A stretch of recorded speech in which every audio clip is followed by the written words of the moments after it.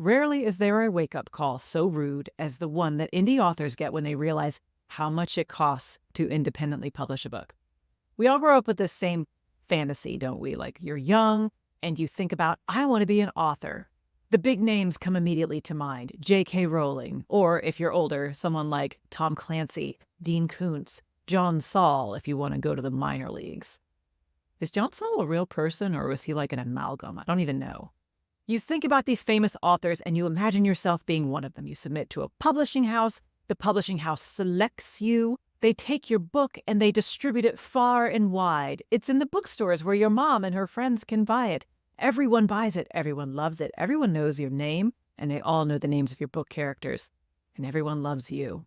This has happened for a few people, obviously. Looking at you, Sarah J. Maas. Hate you forever.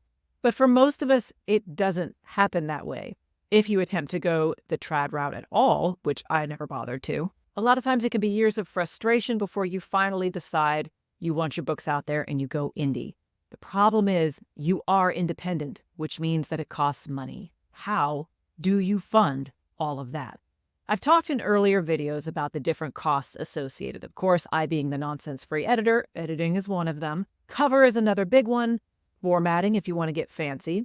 Doesn't always cost a lot of money, but sometimes it can. And then there's the other big one, marketing. And that's often the biggest expense, the biggest upfront expense.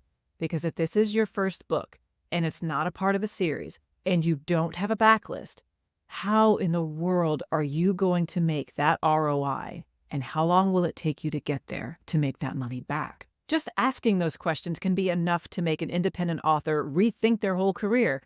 Maybe my mother was right. Maybe I should have married that nice stockbroker.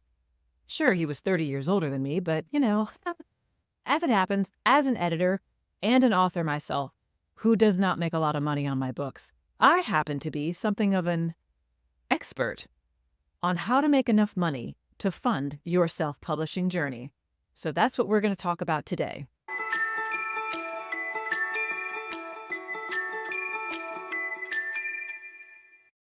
Hello, shameless writers. I'm Kristen McTiernan, the nonsense-free editor, here for your sometimes occasional dose of writing and publishing wisdom. And today I'm making this video specifically for my fellow independently published authors who might be wondering how in the world they're going to be affording their next book. We would all like to come from independently wealthy families and/or just have one singular day job that pays us more money than we could ever possibly spend. Or have a nice, wealthy husband who buys us pretty things and lets us spend his money however we like. Oh, Ballerina Farms, you lucky bitch. But for most of us, we're not in that scenario. And so we have to find different ways to add income to our lives in order to subsidize our independent publishing task. Now, how you do this depends on your life, and it also depends on your needs. If you just need $5,000, $10,000 a year, that's a pretty light lift. And the good news is you don't have to work very hard or very long to get those extra ducats to put it in your pocket and make sure that you have enough for your cover artist and for your editor. If you have slightly higher aspirations, then it's going to require a little bit more, but that's okay. It's not insurmountable, not even close. It's actually very achievable. How you do this is entirely up to you, and there are a couple ways.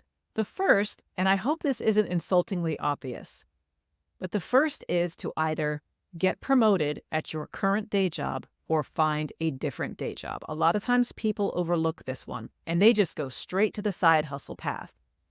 Adding a second job to your life also adds a second list of duties, which may or may not be more onerous than what you do at your day job. Is there room for advancement in your current day job? If there is, will that advancement significantly add to your load?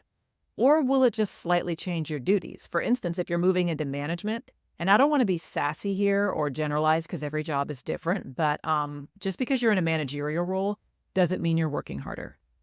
The key to finding a different day job in order to make more money is not just the salary, mind you. It's also not adding exponentially to the amount of time that you have to devote to that day job and not adding to the mental load of that job. So if you're like stressed out so much because I don't know, what do people do at their day jobs? Like if you're managing a bunch of genuine lunatics and they've been given this job because it's a lunatic matriculation program. That would be really stressful, much more stressful than what you're doing right now. Probably not a good option for you. The key is to find something that pays more than you're being paid now, net, not gross. So if you switch jobs and they take a lot more out in taxes, and that does happen sometimes, by the way, you move up $10,000 in salary, you also move up into a new tax bracket, and so you're taking the same amount home. It's so fun. You want to move up in salary, take more home, and be able to put it aside. So that should always be your first consideration. Can you switch day jobs, or can you move up in the existing job that you have while maintaining your sanity and work-life balance? It's a good place to start. I know the job market right now is, well, it's a little bit special out there, isn't it? So that first suggestion, you might be rolling your eyes at me. Kristen, well, we can tell you haven't interviewed for a job in quite some time. And you're right. So if this isn't something that is available to you or even attractive to you and you don't even want to bother trying because screw all that, totally hear you. That's why God invented crowdfunding. Crowdfunding sites like Kickstarter, Indiegogo, and even Patreon exist so that people who are involved in artistic pursuits or creating new inventions can get funding up front for their books. In the case of an author, you would be recruiting backers who would give you money for things like cover design, who would give you money for things like editing and distribution costs, who might even give you money for special things like a special edition with sprayed edges. The thing about crowdfunding is it's very physical product focused, which in the world of indie authors might not necessarily cater to your readership. Do you have backers that would be interested in giving you $50, $100, $250 if they're going to get a special box set with sprayed edges, if they're going to get a special merch box along with their book? What are you going to promise your backers that they're going to receive? Because if it's just an Amazon paperback, generally speaking, that's less successful when it comes to crowdfunding. Most often I see successful crowdfunding that goes forward when it's something like comic book or graphic novel. I'm not sure why, but that medium tends to be more successful when it comes to crowdfunding versus simple novels. Now, of course, we all know about Brandon Sanderson and his gangbusters crowdfunding that he did. Oh my goodness, it was just amazing. But of course, we do have to remember that Brandon Sanderson had an existing enormous TradPub platform. He is internationally known. Everybody knows Brandon Sanderson. And most people, even if they don't enjoy his books, they like him as a person. So while crowdfunding does exist and it is available to anybody who wants to give it a shot, it does require the kind of social media and marketing savvy that may or may not come easily to you. For me, it doesn't. You all know how weird and off-putting I am.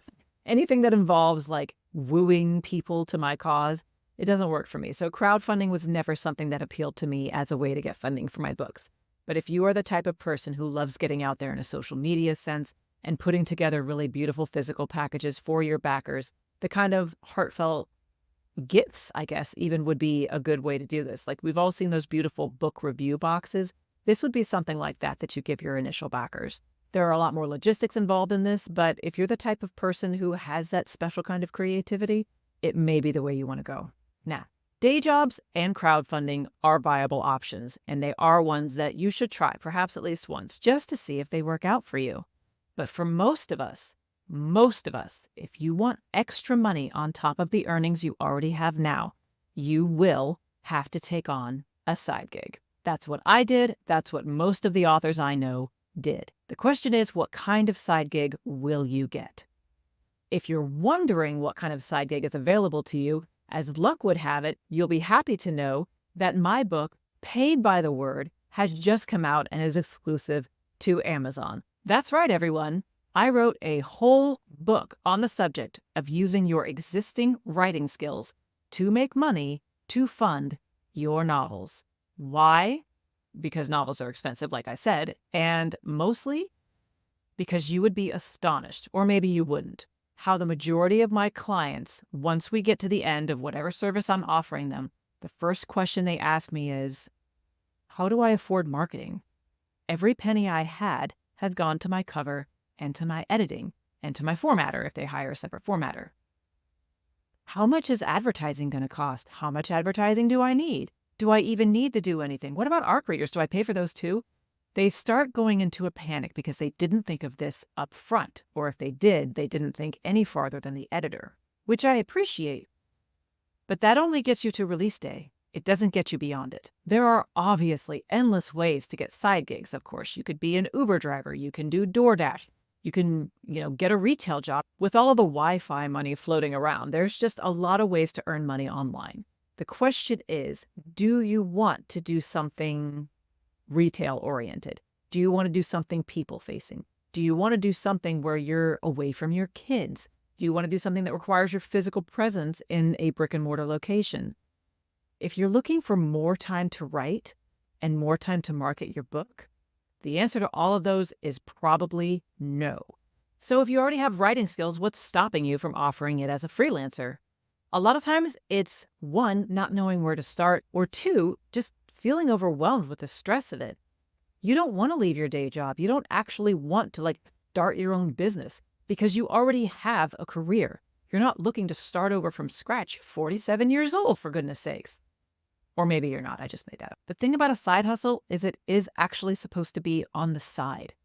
And the thing about paid by the word is it takes that into account. This isn't some, hey, you can start your whole new career. You can afford a Maserati if you only follow my 7-step plan. No, bro, we don't do that. The only thing you need to do is make between, we'll say $10,000 a year. And maybe up to 35 if you're feeling sassy. That is enough for what you need for one book, and then some. It's enough to fund your book, but it's not so much that it'll take away from your quality of life.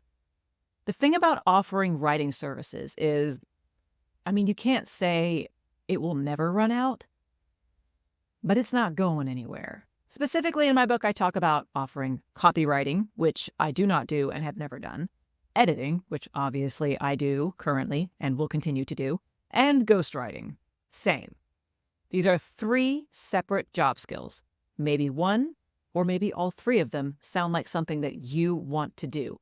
Now, in the book, I talk about what exactly these services offer, what the deliverables are, what kind of work environment you can predict, but it's mostly about the nuts and bolts of starting a business. Where do you acquire clients? Because that's the big one. You can't make money if you don't have clients. How do you spot the kind of client that you want to work with versus the one that you should run away from screaming? What do you do if you don't spot the bad client in time and you're dealing with a hassle? Those are the kind of things that I put in the book because those are the kind of things that scare people off before they even start. How do I get paid? Where do I post my services? How do I avoid getting scammed? How do I avoid carpal tunnel syndrome? It's a more common problem than you think it is. Spoiler alert, it comes from your mouse, not your keyboard. Get a trackball. I talk about money a lot on this channel because it is a pressing concern for a lot of authors, but if I'm being honest, my main motivation for writing the book was that whole AI nonsense, where I made the shouty video. The thing that really made me upset, and I mentioned this in the video, was how dispirited some authors got. It's like, I can't afford that kind of fancy cover. What am I supposed to do? Should I just quit? That level of financial gatekeeping really just chapped my behind. I didn't like it. And the idea that someone should give up on writing a story that's been living in them for a long time simply because they didn't have the money for an artist, or they didn't have the money for an editor or a beta reader, that just didn't sit right with me. That didn't sit right at all. And the idea that there are hundreds of authors out there with stories, maybe even those stories are finished, but they're just sitting on somebody's hard drive because they don't have the money to get it in front of anybody, because they don't have the money for a cover, because they don't have the money for an editor to polish it up to its final form. I don't think that should be the case. Now, for me, obviously, I've been working my entire adult life. I joined the Marine Corps at 17, but I did not have a lot of expendable income, even with the economy being significantly better back in the day than it is now. I still did not have a lot of cash to burn. When I wrote Sender of Time, or while I was writing it, I was making $11 an hour. I didn't have money for an editor. I just happened to luck out that I joined a writers group where there were published authors already there and were willing to edit and review my book as I wrote it. Most people aren't that lucky. I was also lucky in that I had a sit-down job at a computer with an internet connection and minimum oversight, which means that I always had time for a side hustle. And when it came time to publish Sunder of Time, the idea of not getting a side hustle never occurred to me. Yeah, I need to pay for this. I need to pay for the cover. I need to pay for my next book to be edited. I need to pay for a couple of things. I'm going to get a side hustle. And that's exactly what I did. And it wasn't overly burdensome. But a lot of people aren't in that same situation. For them, it is burdensome. They don't have time to sit there and Google, okay, how do I start, being a freelancer? How do I start making money online? Because the second you do that, guess what happens? The scammers descend. Suddenly, somehow, your inbox is full of offers to buy my course and enroll in my program, and you can learn the secrets of making $10 million a year. Blah, blah, blah, blah, blah. I hate that crap. And I bet you do too. So the reason I wrote this book is, one, you know who I am, and you know that I make money doing what I'm doing. You also know that I'm an author whose books need, a little boost. Okay. I am not making a lot of money off my books. I make money doing this. Fine. Fair enough. But I can't stop doing this because I can't stop writing. It's a sickness. It really is. I can't stop. Which means I'm going to continue doing this to continue funding it. It's like breathing at this point. It's second nature. But to people who have never done it before, or especially people who don't have an internet job, they have a real job. They work with their hand, where they have to serve the public. They're not sitting in front of an internet-connected machine all day. It doesn't come so naturally to them. They don't know what steps to take. They don't know what pitfalls to avoid. They don't know the websites to go to. They don't know the payment processors that they need to use versus the ones that they really shouldn't. So I wanted to write a plain and simple, nonsense-free book. If you want to get started as a copywriter, if you want to get started as an editor, or if you want to get started as a ghostwriter, this is the one to get. It will tell you how to do it. It will tell you how to succeed in it. And the definition of success is yours. If you just want it to be part-time, then do that. You don't necessarily need a life change. If you want to build it into a business, which I did over the course of 15 years, then you can do that too. And the reason that I can be so generous with this information is because, as I've said, there are a lot of editors out there. There are a lot of formatters out there. There are a lot of artists out there. But it doesn't really matter, because the key to being a writer who's looking for a service provider is you need to find the one that's right for you. You don't just pick one out of a hat, do you? You're an author, you know that. You look for the one who's right for you. And so the idea that, we really have enough editors, or we really have enough ghostwriters. I don't think writing is going away anytime soon. What is it, 1 million books that come out a day on Amazon? It is insane. It's not going anywhere, and business isn't drying up. And contrary to all of this silly hand-wringing that occurred earlier this year, I remember you people, AI is not going to take any of these jobs. None of them. No, not even the developmental editors. I'm so sorry. AI is not taking that. These tools that we have, they're fabulous. I use them. I like them. But it's not a substitute for a human developmental editor, their emotional resonance with the work, and the absolutely fantastic suggestions they have to rectify any issues that they find in my work. AI is not coming for your job. And at least if you're better than a machine, this is especially for ghostwriters, they're not coming for yours either. AI is a great supplement to the industry. It is not a replacement. At least not right now. So if you've been thinking about starting a writing services business, whether specifically to fund your novels, or just because you want some little extra income, because we all know what the economy is doing right now, and then head on over to Amazon and pick up Paid by the Word. I do have a link in the description if you just want to click on that. Right now, it's in paperback and ebook, but audiobook is coming. They told me 10 days, so maybe by the time this video goes live, the audiobook will be available, but maybe not. ACX is fun. I think the thing I most want from this book is just to let people know that it's easier than you think. It can really be easy to get in your head and start thinking it's too hard, it's too complicated, I can't do it, I don't have the time. But I really want to assure you that you can. I've already gotten some feedback from authors who read it, and they feel a lot better, not only about the prospect of the ability to earn additional money in addition to their day job, but also about themselves. Oh, here I was thinking that you had to be like some 15-year veteran to do this. No, you don't. There's someone for everybody.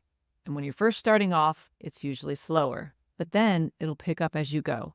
As you gain experience, and you start determining exactly who your type of person is, the people that you want to work with, the people that you can make successful with your skills. That's really good to hear, and I hope the book does that for you too. So go ahead and pick yourself up a copy, or if you have a question about starting up your own writing services gig, go ahead and drop it down below, and I'll be happy to let you know right here. So until next week, take care and write well.